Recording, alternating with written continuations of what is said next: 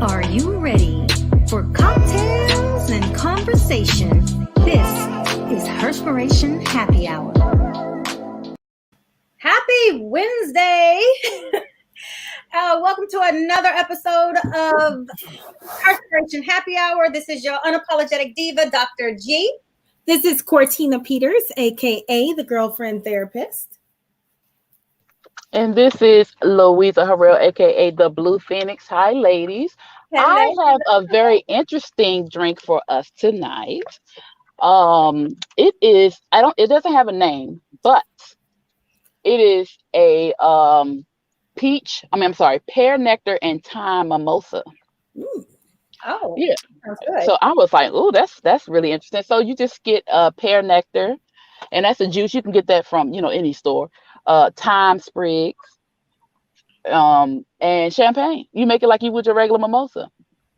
And a mocktail to that will be the pear nectar, the thyme sprigs, and sparkling cider. Have it chilled. Oh, So I thought that would be an interesting flavor of things. that do sound good. I might have to try that out at some point. Mimosas are my thing. Yeah, I know. And I'm like, ooh, that's That's a Sunday. I feel like a Sunday is not complete without a mimosa, except for when you're on hiatus from drinking and whatnot. Although I did kind of break that a little bit over the weekend in Atlanta. I had some champagne, but it was like a good time to celebrate a successful event. Actually, several successful events that I was able to attend and get to. How was your weekend, Cortina? Your week has been so far. The weekend was busy. Dee's birthday is Friday, but I had a surprise dinner for him. So I rented a saxophonist and what? Oh, that's so dope. And the chef, and the theme was cognac and cigars and wine and whiskey. So those were the themes, and it was so pretty and so nice. Oh, so you went uber sexy, basically. Uber over budget. Oh. Okay. Well, what kind of place was this then? It was at a venue. Oh. Yeah. So my budget was $1,500. It was double the budget. And I'm just like, wow. How did that happen? How? Probably you. How did that happen? You know how that happened. You wanted something, you probably wanted all of the bells and whistles and all of those things. But he's gonna talk about, do you want to buy me this chair for my birthday? No. Okay. He was like, I didn't ask for that. I appreciate it. He's just real simple. He don't even care. Just real plain, real simple. So then how did you double the budget if he's real simple? Because I like what I like, and I wanted. Can I say that? Yeah, but I'm just saying, like, it was the planner and the private chef and the balloon display and the cigar stand and the saxophonist and you went super extra. Yeah. Okay. All right. Well, at least you enjoyed and he enjoyed, and he was surprised. That's good. He was like, I told you I didn't want a party. I said, you're not having a party. I promise it's not. See, it's a dinner. There's a difference. Okay, but wordplay. Dinner at a venue feels more like a party. Yeah, but it only was 8 people there. Okay. Well, then that's not it was an intimate dinner. It was an intimate party. You got a cigar person out there. You got a saxophonist. You have all of that. I mean, oh my God, that's still super sweet, even for 8 people. Yeah, that's still beautiful. Over budget, but I could have went on the trip. You only live once. I could have went on the trip. And you only celebrate life one time. You're right. All year round. I could have went on the trip. Look, all year round you celebrate life, but there's milestones. You know what? What about you, Louisa? How was your weekend? Oh, I had a great weekend. Saturday, I was home. I cleaned up, but Sunday, my school, they sorry, my school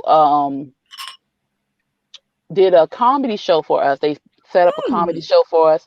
Tommy Davidson was the host, and Huggy Lowdown was there. A couple of Oh, other comedians were there, and then they had EU and Sugar Bear there, the band, Oh, and it was another band. Oh, it was so nice. Danced the night away. Oh, I had a great okay. time. Had a great time Sunday, and nice. then Monday came and I went to work. But but yeah, it was really nice. I really enjoyed myself. That was really cool. Nice. Cool. Nice, nice. All right. So I'm glad everybody had a good So week. what about you? Well, Yes. my weekend started early because I had to fly to Atlanta last Wednesday. Right. COVID tested for the BET Hip Hop Awards, which I did not All attend right. because other stuff took precedence. At one of the events, I also attended the Music Business Empowerment Conference, and that Oh, was really nice. And so that was a 2-day event, and that kind of ran over because they had like a white networking gathering after after the all of the different fireside chats. I met a lot of great Mm. people. I had several interviews. I got to network and talk to a lot of people as well that do music and this and business, and it was really great. Saturday I hosted a brunch. That brunch was so absolutely amazing. Got to meet Yo-Yo, she was an absolute doll and so down to earth. I'm like, oh my gosh, if everybody I meet could just be. wait, Yo Yo, the rapper Yo Yo? Yes, I Oh posted. my goodness, for real? Yeah, she was so just down to earth and super sweet. Her acceptance speech for when she was honored was so inspiring and so motivating. And then Mhm.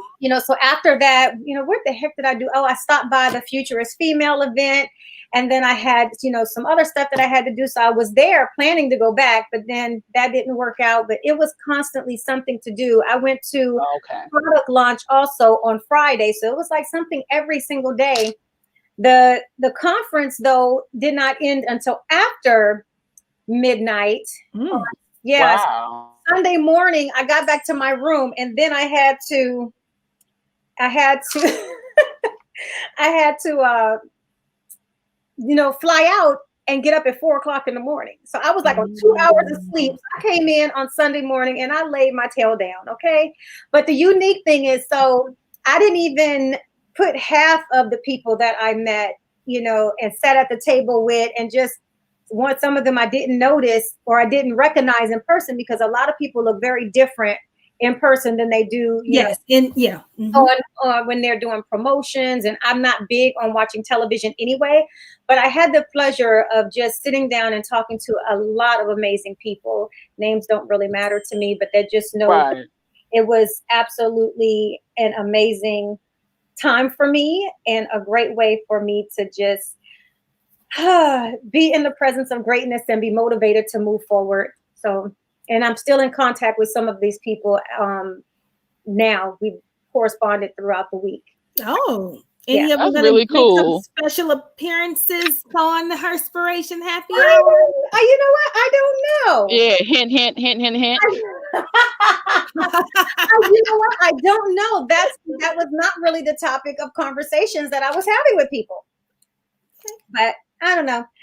Anyhow, so today's conversation is going to be a really unique conversation because our guest today wrote a boy and girls children's book. I have them right here because I bought these. One is called Alex the Warrior, and the other one is Dola's Castle.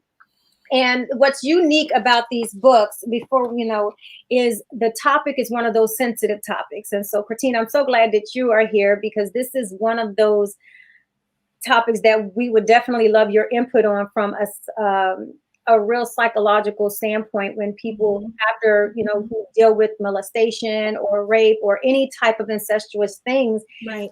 that's trauma. But then it's such a hidden and taboo conversation that a lot of parents either don't know how to ask or don't, are not aware that something is going on. And we often, I remember when I was teaching child abuse prevention way back in the day, one of the things that people failed to realize, and even when I worked in pediatrics and special cases came in, 9 times out of 10, or I would say really the statistic is about 90%, if not higher by this point, of child sexual abuse cases they happen from people who the children know. Yes. It's family members, it can be siblings, it can be step siblings. There's that quietness that takes place that people don't share. And so, her name is Marie. She wrote these books, and I read it and I was like, wow, what a unique way to write a book without actually saying what it was, but teaching children how to speak up and be able to share. And it also opens up the door for parents to be able to have that conversation. And so, Cortina, from your standpoint, I mean, in dealing with therapy, I know one of the traumas that adults carry with them into adulthood, and some of them repress memories, and then it comes back. And if it comes back, sometimes it hits and can literally wipe people out mentally.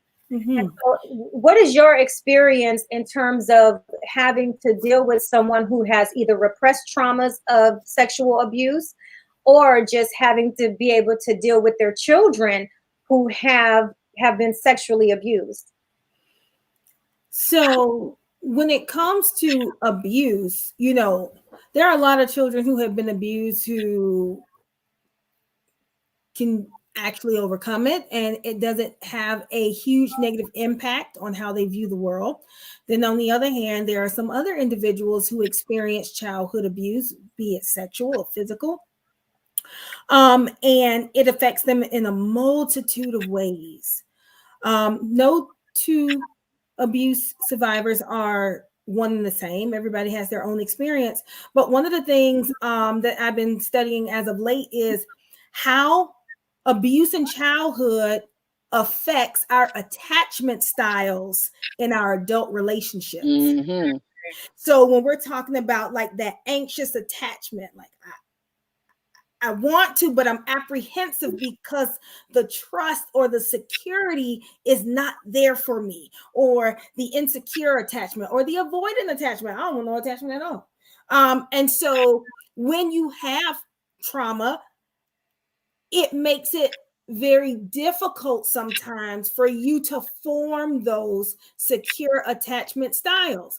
So if the abuse or the trauma is not processed, again, let's say I was abused when I was 8 years old. If I'm living my life and now I'm 28, I've carried 20 years worth of repressed abuse. And so the work, because I'm so used to being and responding a certain way, it's going to be sometimes very challenging to rewire how I see the world. And so that's where the work has to take place. So we just look at, okay, what part or parts of the abuse survivor is being affected, and then that's where we work. That's why it's very important that if a child is being abused, that they get the help that they need.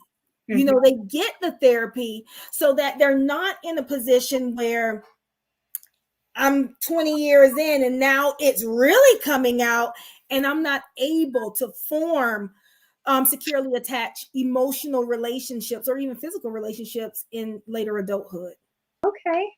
So we're going to bring our guest on, and she's going to introduce herself. And I also want to, find out what inspired, her to write these books. And if you follow her on her platform, Be Liberated 21, you will find that she puts a lot of information out there of other adults that were sexually abused, very young, and it took them to be empowered to speak up when they were much older. So let's bring Marie on. Hello, Marie. And what? I don't want, your last name is not on here, but I don't want to tear it up. So I'm gonna have you introduce yourself to our viewers and Then we're going to get right into your book. Hello, everyone. My name is Marie Dieumercie, Hello. known as Be Liberated 21. I am a self-published author. I just wrote the books about teaching kids boundaries and having a voice and being able to voice their opinions without being afraid. I'm sorry I didn't put the Be Liberated, but that's why I had to start with that. And that's about it. And I'm just glad to be here and glad to bring this to the forefront because I believe it just kept being swept under the rug. And this is something that needs to be talked about constantly. Okay. And so let me ask you this, you want to talk to kids to be encouraged to speak up and have a voice, especially when things are not right. Mm-hmm. What did you have to put into this book, because that's a very sensitive topic and you didn't come right out and say, hey, this is what it is, but you encourage children to not keep secrets. Yes. What was on your mind that inspired you to write this book in that way and not just come right out and say what things are? Okay.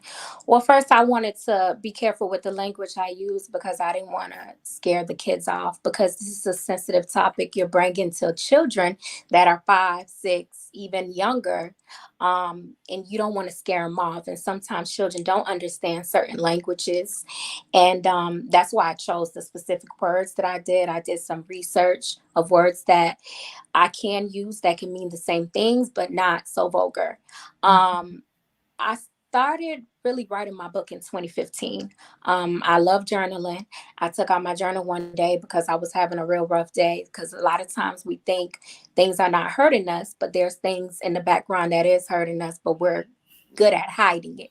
So I started writing and I thought nothing was wrong, but as I was writing, I realized that it was something that I was hiding where when I was at the age of 12 years old, I witnessed my best friend, my first friend being molested, and I saw everything. And that image continued to play in my mind. So I kept writing. And when I was writing, I left it alone at that year. I left it alone. I said, maybe this is just for my journal. And I was also scared of what family would say. And I was like, maybe I shouldn't really put it out there. Maybe, it'll hurt others. I wasn't thinking for the voiceless kids that are waiting for it so they can be freed how I wasn't freed. And from there, I was going somewhere with my friend and she brought it up again, someone I shared it with. And she said, you know what, you should publish those books for the kids. And I thought about it. And during the pandemic, of course, I went back and opened up that journal and I said, you know what, I'm going to publish it. And in April, I made that decision to publish it. The whole time I was doing it afraid. I was really, really scared. It's something that I wanted to hide forever. I never thought that I would, put it out there because this is something that you don't want people to really know. And that's how it came along. And I'm actually happy that I did it because when I see children from different backgrounds, especially in single parent homes, have the book and they're like, my daughter understands it, my son understands it. It makes me feel like I've gotten that power back that I didn't have when I was younger. So that's why. How has the support been from the community in regards to the message that's in the book? And have you partnered with any community organizations such as the Boys and Girls Club, United Way, to bring more awareness and start the dialogue about this? Yes, the first organization, because I used to be part of a mentoring group for young girls. And when I published the book, a young girl wrote me a 8-letter page and sent it to me of molestation that was going on in her own home. I've known her for about maybe 3 years. She's never told me that. And we've spoken several times. And I remember messaging me around 1 o'clock in the morning. And she said, Miss Marie, I read your book and I love it. And I have something to tell you. And she told me, and she said, will you speak to my mother? Because I'm Oh, afraid. wow. And I was in tears because I couldn't believe it. You think you know everything, and then here it is. Someone tells you something so traumatic. And that whole night, I couldn't sleep just thinking about that. And I think a couple of days later, I spoke to the mom, and she was in tears and said, I believe her, and I'm gonna do something about it. And that made me happy, because when I spoke up about my friend, I was not believed, I was rejected. So for her to say, I believe you, and it took a lot for me to step up and do that, because in the back of my mind, I was like, maybe I should just leave it. But I wouldn't even feel right, because I myself have a daughter. As for the community, I really just partnered up with the little girls that I know. I did do some volunteer work at several YMCAs and Boys and Girls Club, and spoken to people. I speak to people about these books everywhere that I go. Anytime I see a mom or parents with their children, I always say, hey, I do it afraid, because it's just a sensitive topic, and most of the time people don't want to talk about it, because in some places it's glorified. And my friend is a counselor, and she says she's even had parents tell her that they think it's normal. So I'm very careful where I bring the message. But then again, God is saying it needs to be said. Someone needs to talk about it. So I just talk about it everywhere. Anytime I am in contact with a parent, I talk about it, and I've been getting great responses. Wow. Ladies, do you have anything? Or Cortina, you was about to say something? Yeah. How is your relationship with your friend after, exposing and putting out there what happened to her? Did that tear or kind of challenge the relationship between the two of you? And where are you now with your friendship? Oh, great question. At the time, she was only 10 years old. Wow. And I was 12. That's all I can remember. Okay. And we were actually neighbors. We lived across from each other. And I would go to her house, and we would play. And one day she said to me, she wanted me to meet her dad for the first time. And I said, okay, because I'm 12. I'm thinking, and I go in, and she was telling me that about a game that they play. And unfortunately, that day I got to see the game, and I didn't want to partake. And it was just a lot of things that were said to make her believe that, that I was against her, that I didn't want to join in. This was coming from her own father. And without going into too much details, because it's graphic, I spoke up to the mom, and I was like, listen, I saw something, and I knew it was wrong. And it's not even something that my mother talked to me about. I just knew. I don't know if you guys ever felt that feeling where something's wrong. Yes. You Yes. just know. And I just knew. And I said, listen, this is wrong what your dad's doing. It's not right. And I went to the mom, and I told her, and she rejected me. He told me to leave her home, and that I was lying. About a week later, I saw the ambulance over there, and she was impregnated by her father. And my last memories of her was the ambulance taking her, because he physically attacked her to, not keep the To child. get rid of the baby. Yeah. So that was something tough. And I believe a lot of my anger fueled from that. Imagine you're 12 and you've seen what you've seen. And this person is telling you you're a liar. And then you got to go home and live with that. So that is the biggest purpose behind my book, is that, because I felt like I couldn't save her for a very long time. That's why I think it's very important to teach kids body autonomy. And so not pushing kids on adults. If they don't want to hug, don't force them, because I believe that consent should be taught early on. Even if it's a 1-year-old, okay, I'm going to wipe you now. I'm sharing with you what I'm doing, so that they get in a habit of understanding consent. And the reason why I think that's important also is for individuals who grow up to perpetrate. i.e. rape, i.e. not understand what consent is because they never learned it. Not that they don't know. They never learned It it. also starts to reinforce in children, all right, this is what this looks like. I need to ask permission. And at any time, consent can be taken away. So even if it's a parent, no matter who it is, okay, these are my personal parts. And one of the things that we started,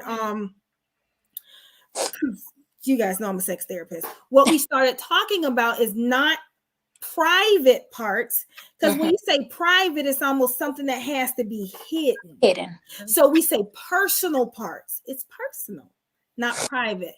So, you know, public parts, arms, hands, but not even those, because you still need consent to touch people, even if it's not in an inappropriate manner. But your personal parts, you know, and these are the times when, you know, they may need to be touched. Going to the gynecologist when you're a teenager, you know, during different examinations. And if your parents need to look at something, maybe you have something going on. And so just really allowing parents and trusted adults and loved ones to be open enough to have those conversations with kids. But oftentimes the conversation doesn't happen because the adult is uncomfortable themselves with sharing that. What has been your experience with parents or encouraging parents to have these types of conversations with their children? I want to say it's been hard, especially with my background. I'm originally from Haiti. This is something that a lot of times is swept under the rug. You know, you don't want to hurt the family, or you don't want to say this, or are you sure? Are you sure that happened? You sure you saw that? So it's been hard. And there were times where I was like, maybe I wasn't supposed to tell it. Maybe this is not, you know, a good idea in the back of my mind. Even sometimes with sleep, I'm like thinking about stuff, and it's like, oh my God, this is more than just this book. It comes with a lot. So as I stated, I just say what needs to be said, because I've even had parents tell me, well, they're just too young to understand that. They're just too young to talk about this stuff. Definitely not.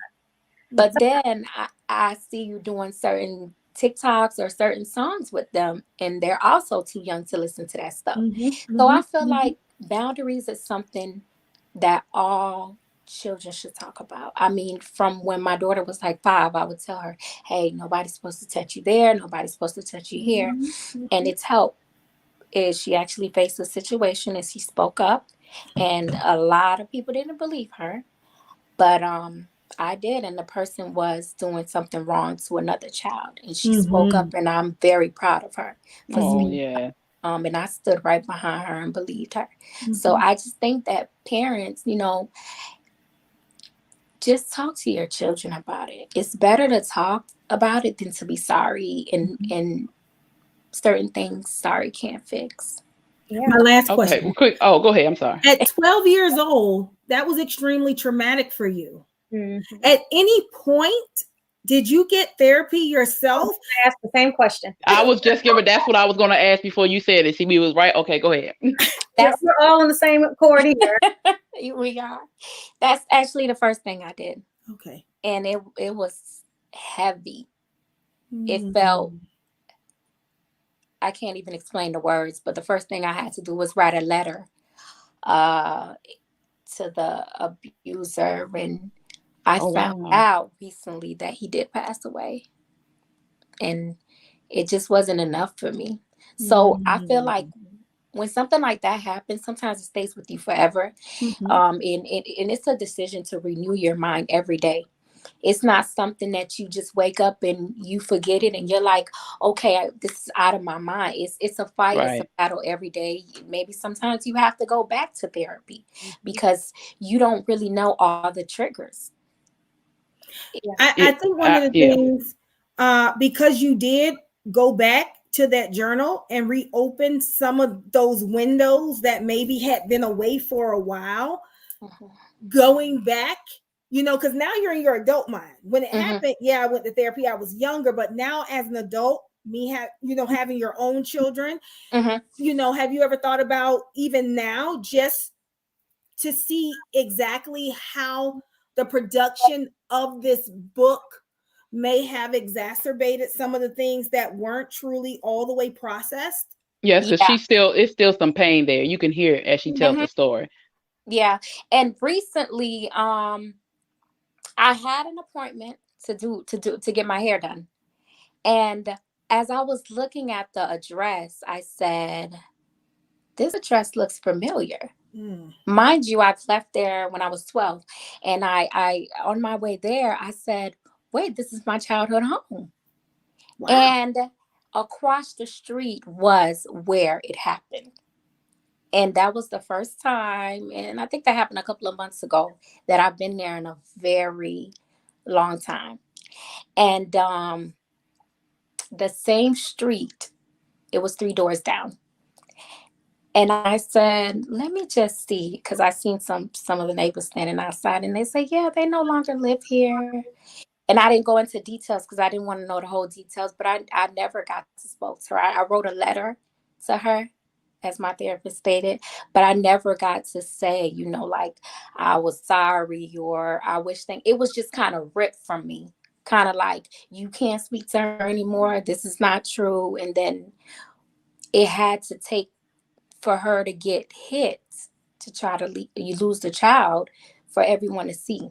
And it was something that could have been fixed. So I have a question, and I'm hearing what you just said. The fact that you feel like you need to apologize to her, that's a level of trauma, because you can't. That's something you should not be apologizing to her for.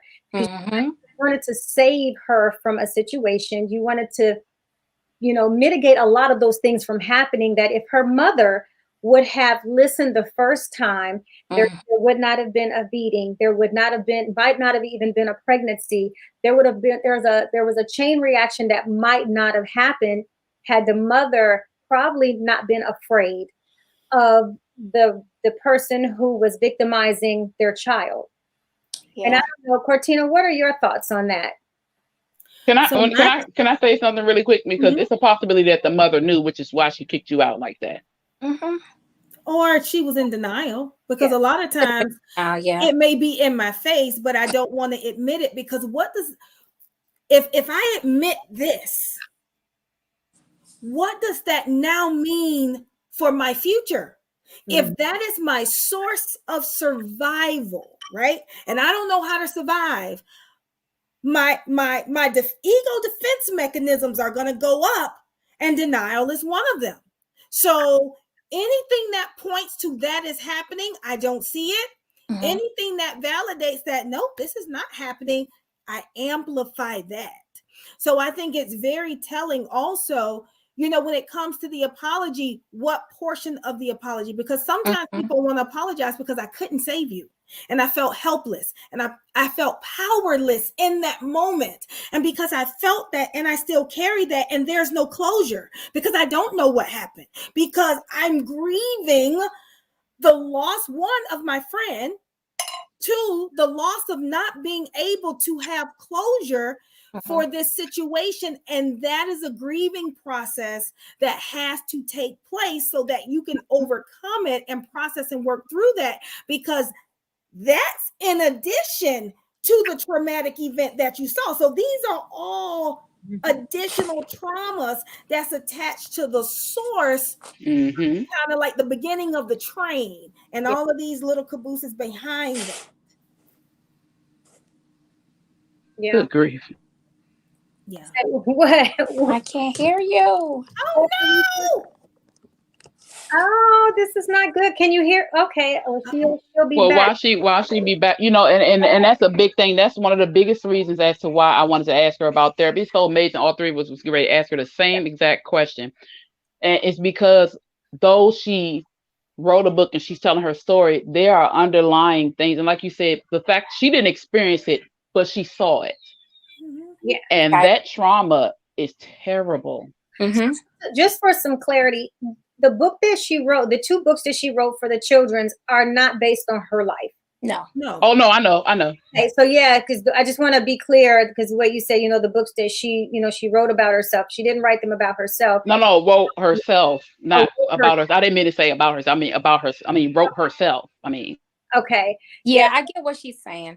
Yeah, no, but I just wanted for people out there Yeah. to hear and be clear when you get the book. This book is really designed and made for kids. It's just an open story, just about teaching children how to speak up when their boundaries are violated. And it was delicately put, and and that's why I said I think they're remarkably written to make sure that kids love themselves enough and are comfortable enough, but then also parents are empowered to believe their children.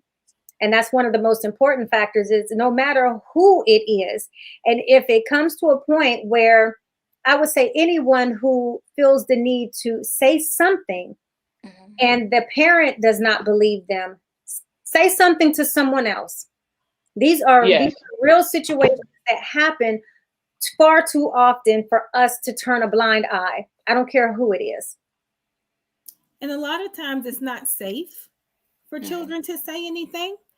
So when there's a level of fear and mistrust, especially in chaotic homes or even homes that look suburban, it has no socioeconomic status when it comes to abuse. So it's like domestic violence. Anybody, it can happen to anyone. If there's an undercurrent of mistrust and I don't feel safe, so I don't care how much you reassure me that I'm going to be okay. Guess what? The fear that I have from if this secret gets out, if that outweighs me getting out of here, guess what? I'm never going to tell anybody. And I'm going to keep it until I know I'm safe. When I'm older, then people, when they become adults, they're like, I never told anybody this, but this happened to me. Mm-hmm. Yeah. Because of fear. Yep. The fear of the unknown. If I share this, what's going to happen? Yep. What's going to happen to my mom? What's going to happen to my siblings? What's going to happen to me? That puts a whole nother level of responsibility on that child when she's the victim. He or she is the victim. Mm-hmm. Mm-hmm. There's a lot of unfortunate drawbacks on both sides that people consider. And then also the other part, like you're from Haiti, it could be a cultural dynamic that's there. We like to think that it does not exist, but not everybody that's in the United States are, have the same culture. And I mean, they bring their cultures with them. And while there are a lot of United States laws, that there are still some things that transpire that is not spoken about because of cultural differences and cultural quietness that takes place. Mm-hmm. Mm-hmm. Very true. Yeah. So let me ask you this, Marie. What is something that you would want every parent to gain and every child to gain from reading your books? Just the courage to speak up, because I believe that it may not hurt now, but later on, waiting is just making the situation way bigger. Because it comes with so much more than just my innocence was taken. Now you're going to be pouring all of that into relationships, into your children. And I just feel like parents should just sit down, it's not easy. Number one, it's not easy. It's not something that parents want to do. That's why I put the book in the form that I did, where it can be like, how would you have like a game night? You could have a story night and talk about it, talk about ways that you can come to your parents and speak about it. Maybe a code word, getting at least 5 trusted people that you can tell. It all fall back on what us parents have to do. It just has to be done. And I believe you have to start from when these children are little, like 2-3 years old, just every day practicing with them as often as you can, teaching them boundaries. And sometimes we just I have to teach our boys also boundaries. Like, this is not what you do. If a girl says no, it's no. And it just amazes me how people tell me, or parents tell me, and a lot of times it's in my community, where it's, well, I'm afraid to talk about this. My kids are too small. My kids are this. And then I see pics of them shooting the bird or listening to, certain artists. And I'm like, it's the same thing. It's just in a fun way to you. So I guess people just don't like to have these conversations where it's kind of like they have to answer so much questions. And then because sexual abuse is a very broad subject. It's not in one caliber. It's so much can of worms that need to open. So I say start with boundaries. And that's what I want every child and parents to understand when they read my book. Just, I want these children to have the courage to say, Mom, something happened today. And I know it's not right. And for it to be dealt with. Just like any parent, if you hear that somebody hit your kid at school, what are you going to do? You're not even going to talk about it. You pulling up, right? Well, pull up about these boundaries. That's what needs to happen. Yeah. So, Cortina, I have a question. At what age is a good age to start talking about body and sexuality? Because, kids are very inquisitive, very young. Some at the age of 2, some at the age of 1, where they start learning their bodies. So what's a good age to really start having the conversations about, all about the body? And using the proper words, and also using the proper words. I mean, I know personal places is important, but them understanding what their actual body parts are mean a hell of a lot early on. But absolutely. So I believe that we need to call our anatomical parts what they are. We don't call our ears our I did it with my children. We don't call our eyes our seers. We don't call our hands our touchers. We call them hands, fingers, eyes, nose, ears, vulva, labia, vagina, all of the, because what we see is the vulva, not the vagina. So we do need to teach our children and the penis and the scrotum and all of these different things. When we call our body parts something else, because you got to understand this. When I say my eyes, it's my eyes. Like I said, we don't call them our seers. So the way we message, if I'm telling my child, oh, that's your pocketbook or that's your cookie, it sends a mixed message to them that it has to be called something else, because maybe it's dirty. Yeah. Maybe it's something I'm supposed to be ashamed about. So it makes it difficult to have open conversations about maybe being touched inappropriately in these areas because, well, daddy's just playing in a cookie jar. Well, for someone outside, they're like, oh, okay, the cookie jar, but no. Are we talking about the vagina, the anus? Like, what is it? And so, yes, it is extremely important to have conversations with kids about what these is. Going back to consent, even when you're wiping a baby, okay, I am wiping you now. You're giving them language and you're talking them through whatever it is that you're doing. So your question, at what age? When they're babies, and slowly giving them additional little drops of information, because sometimes parents are like, well, I don't want to give them too much. Guess what? Their minds, if it's too much, they're not going to absorb it anyway. Exactly. So don't be afraid to say, okay, well, this is what we got. Clearly, we're not going to be talking about porn to a 3-year-old, right? Yeah. So we talk about teachable moments. We're going to have conversations with them. Okay, this is what you have. Then guess what? We teach them about their parts. Then a few months later, or they may have a conversation and bring it to you themselves, i.e. like my daughter did.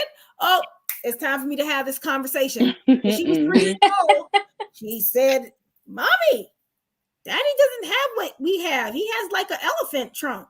So, like for children in her mind, elephants have something that is away from their body. That's what she associated it with. And then guess what? That's when we have the conversation. Don't dismiss it, because if I would have shamed her because of my own embarrassment, it would have taught her shame. And that's one of the biggest issues when it comes to sexual issues that I see in my office. We walk around with so much guilt and shame around our sexual expression, our sexual behaviors, sexual thoughts, sexual fantasies. And that's because of what sometimes we were taught, the messages we saw, or what we weren't taught. So it's a huge impact on when we grow up, what that looks like. So I think as early as you can, start having a discussion. Start modeling consent. Mm-hmm.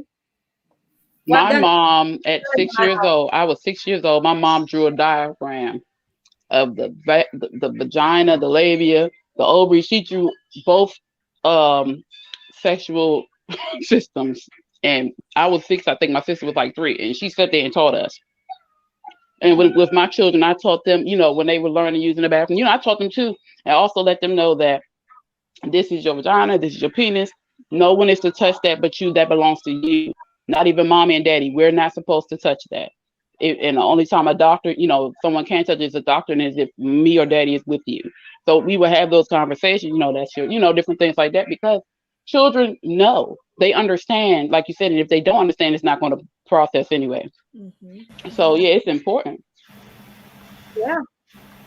So do you have any final words, Marie, before we let you go? Other than I do want you to let us know where we can find your book, as well as let us know, or let the audience know, where they can find you on social media and all of those good things. Awesome. I just want to thank you guys for having me on. You guys are my first show. Oh, thank you for coming. Talking about this from 2015 to now. It took me a lot. I had a friend I've known for 16 years, and she found out when the book came out. She was like, wait, hold on.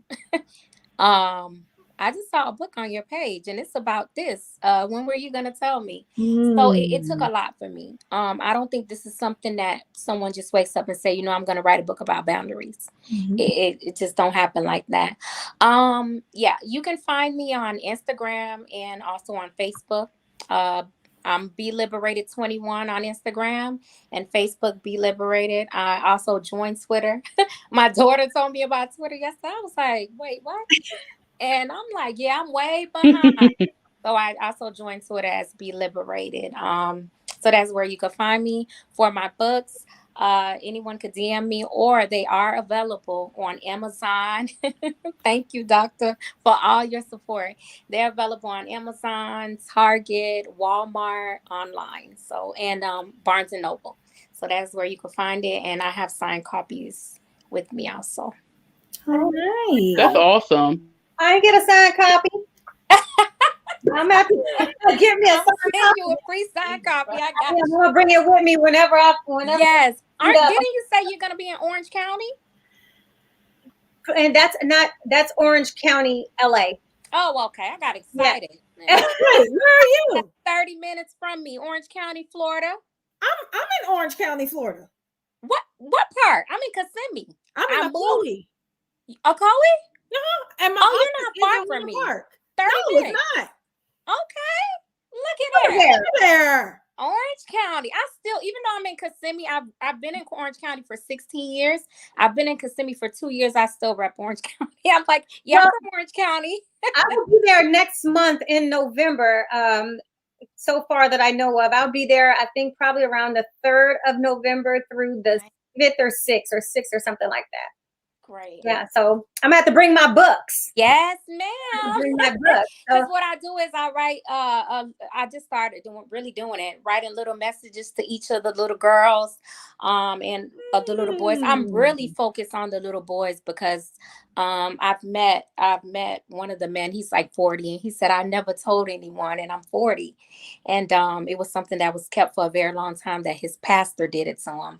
So I'm trying to really capture little boys also, because they're told, not to cry, not to complain, you got to be tough, or it's stuff like that. So, and it happens to boys more than it happens to girls, according to statistics, but it's not accurate, because of course a lot of people don't report it. Only 12% of people that's been molested actually report it. Wow, look at there. Well, we thank you so much for dropping by. You definitely have to come back in and hang out with us again on a topic that's not so sensitive, and have a lot of fun. But these conversations are needed, and this is why we have this platform. We want to make sure that we can support you in any kind of way and get these message out here, because silence is a big time deadly killer for a lot of people. Higher rates of suicide when people hold on to secrets like that, because they are hard to deal with. So thank you again for coming by. You will go get her books and follow her on all her social media, Instagram, Facebook, and now Twitter. All right. Thank you so much. Bye, ladies. Thank you so much. Thank you. Woo, that was great. That was a really good conversation and good discussion. I hope everybody it really was, that you feel empowered to have discussions and open up that level of dialogue with your kids, because a lot of times what was hidden for your children in the past, it's not something that has to stay hidden forever. It opened that doorway for people to have that conversation with their, with the children. And I think that's a value of, platforms like this, is to really be able to start a dialogue with children and with adults. I think adults should feel now empowered to come out and face the traumas that they have been burying for a very long time, that's been disrupting, what has been disrupting life by having all of these negative patterns to take place. Cortina, what do you have to say after hearing this, and what information would you want to put out there for adults especially, but for just say any child that might just so happen to run across this as a teen?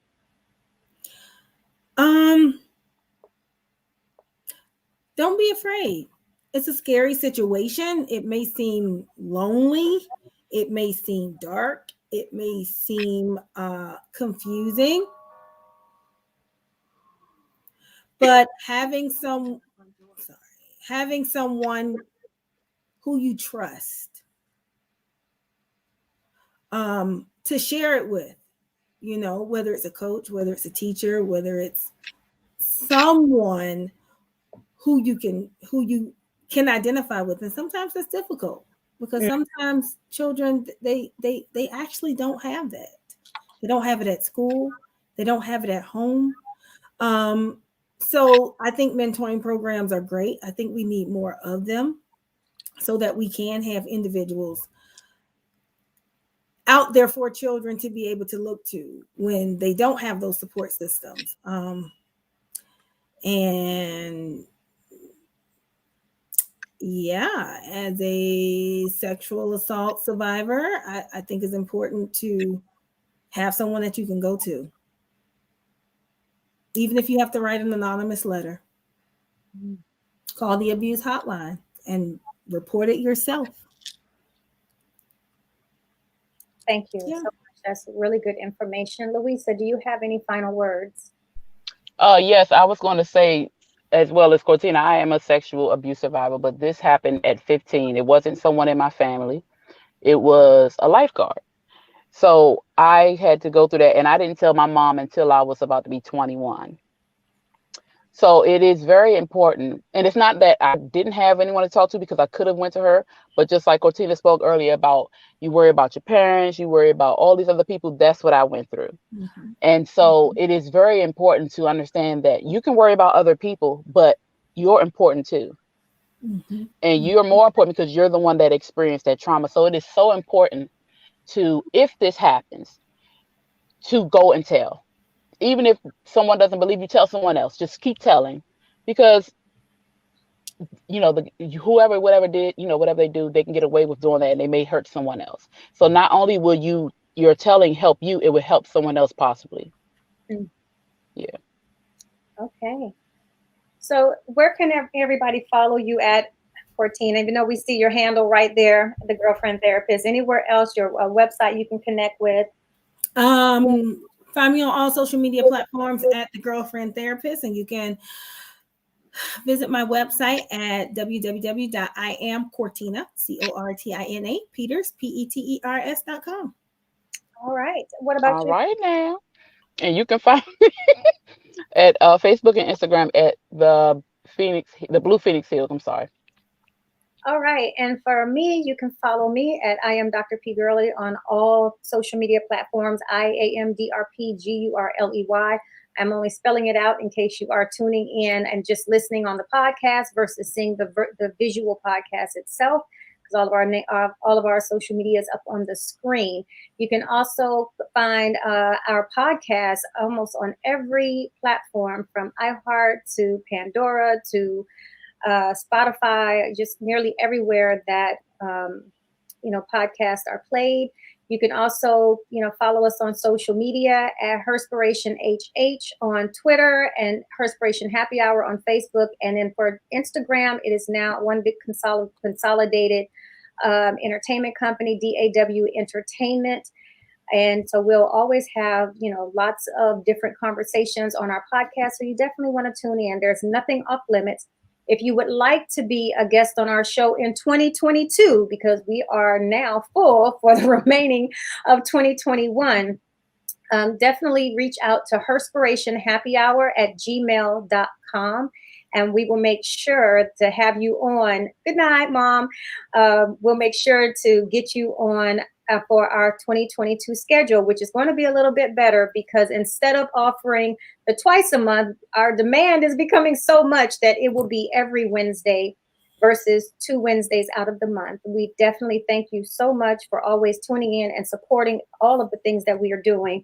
And just always remember, you can be a part of the conversation just by, putting messages in the comment box. And I very much so, try to get back to you and write back to you. Or if there's a question that you want to ask our guest, this is a good time to do so. Mm-hmm. With that, ladies, any last thing that we want to say before we go? Our favorite. I just want to emphasize what DAW stands for. It stands for Dope Ass Women. Now, let's not forget that, because we are 3 dope ass women. And I love the fact that you use that acronym. Okay, I'm sorry. Go ahead, Cortina.